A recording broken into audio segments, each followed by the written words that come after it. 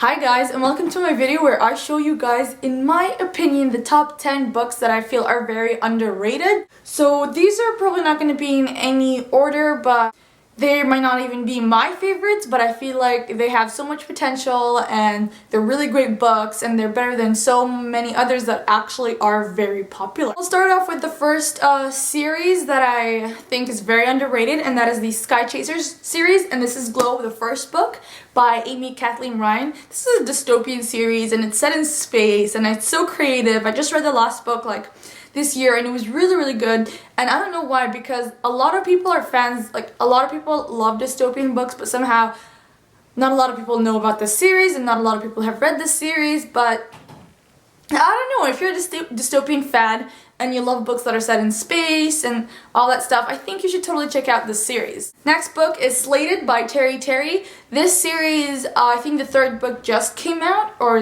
it came out in February or March of this year, and this is also another dystopian series, and I just read the first book and it was just so good, so good, better than a lot of famous dystopians I have read. I think the story's amazing. The main protagonist's memory has been erased, and then they put this chip where they see where she is at any time, and basically people who they erased their memory did something in the past that is bad or whatever, and that's the reason why their memory has been erased, and then they're starting them a new life. Anyways, this book was just amazing. It was so addicting and I just loved it. Next I have If He Had Been With Me by Laura Nolan. I don't know how many times I've mentioned this book in book hauls, because if you're a contemporary fan and you just love books that make you sad, I think you should totally pick this one out, because this book was just out of the blue. It was just so good. I just really enjoyed it. The characters were amazing. The romance was so sweet and simple, and it was just so different than any of the other romances that I've read. This is a contemporary standalone novel, and if you're just a fan of those kind of books, I think you should totally add this to your TBR pile. Next I have another contemporary, but not so sad. It is Ditched, a love story by Robin Mellon. This book is just hilarious. I just love it. It takes place in one night or day, and it's about her prom night. Oh my god, the laughter that has occurred while I was reading this book was just woo! It was because this book was just so cute and adorable and fun and funny, and the characters were amazing. I just loved it, and it's actually pretty short. So if you're in the mood for a good laugh and you like contemporary books, I think you should really pick this one up. Then I have Life After Theft by April and Pike. This one came out somewhere last year, in May, and I haven't seen a lot of people talking about it, more like none. I haven't seen anyone talking about this book, even though it has a lot of potential. I really enjoyed it. It's a standalone too. It's a contemporary, except for one factor where there's a ghost, and I just really loved this book too, and it was really fun. And yeah, I don't know, if you like this type of stuff, then you should totally check it out too.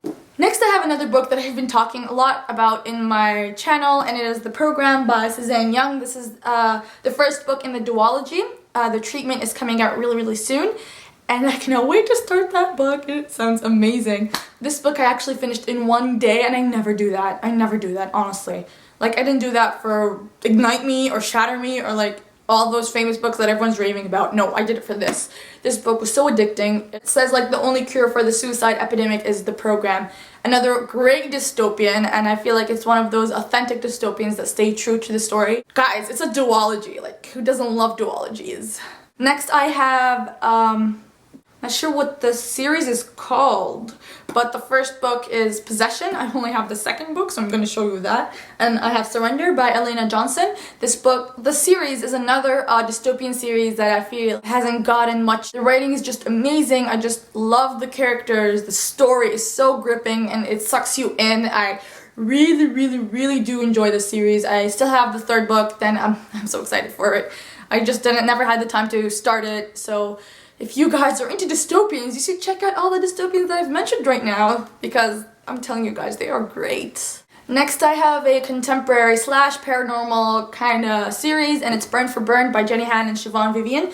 This is the first book, the second book is already out, and the third one is on its way to getting published. This series is amazing too. It's told from 3 point of views. It has mystery factor in it. It has a lot of backstabbing, friendship, kind of like a paranormal, kind of like the Pretty Little Liars feeling to it. And it says here, big girls don't cry, they get even. So it has a lot of plotting and evilness in it, and I think that's really, really fun. I enjoy these books. I don't know why, because Jenny Han is an amazing author. I loved her summer trilogy, and it was just amazing. So when I heard that she was writing another book, I just totally picked it up, because who doesn't? And I just loved it. It's great. Then I have another contemporary. I feel like this is a very realistic fiction kind of contemporary. I feel like the only contemporaries that are out there are just John Green's contemporaries, and I just feel like a lot of authors need to get credit for their amazing books too. And one of them is Never Enough by Denise Jayden. This book was just great. I just really, really loved it. It was just much more than just a story. It felt real, like, I really don't know how to describe it, but I really did enjoy this. I read this in 2012 summer, and I still remember a lot of things from it, and it was a really, really great book. The writing was beautiful, the characters were amazing, and the plot especially. It was so, so good. The last book I have is a psychological thriller, and I'm so upset it's not getting the credit it's supposed to get. Only 600 people have read it on Goodreads, and that is such a shame. Like, how can you not read this book? And it's The Ruining by Anna Collmore. Like, I don't even know why people aren't reading this book. Like, honestly, this book is just amazing. It messed up with my head so much. It was so, so, so good. Like, I'm gonna rave about this book in every book haul, just so, not every book haul, in every bookish video, just so you guys can go ahead and read it. Buy it, borrow it, do whatever you want. So you just read it, because this book was so different. That's what I really liked about it. It's so different than any of the books that I read out there. It has its unique taste to it. It was so mind-gripping, and like, it was so good, and I was like biting my nails while reading it. It was just that good. There was like so many questions I wanted answers to, and my mind was going crazy. And yes, it is only a standalone, so all your questions do get answered. So these are all the books that I feel are very underrated, and they should just be popular and great, because they're good books, and they're really, really good books, and I feel like the authors did a great job in writing them, and not a lot of people have read them for some reason. So if you feel like you wanna read one of these books, you should, because they're awesome. I'm telling you, I promise, they are really, really, really good. So yeah, if you've read any of these books, link a comment down below telling me how you liked it. And if you haven't, and if you're hesitant about one of the books, I will convince you, because they're good. So thank you guys so much for watching. Hope you're having a great day.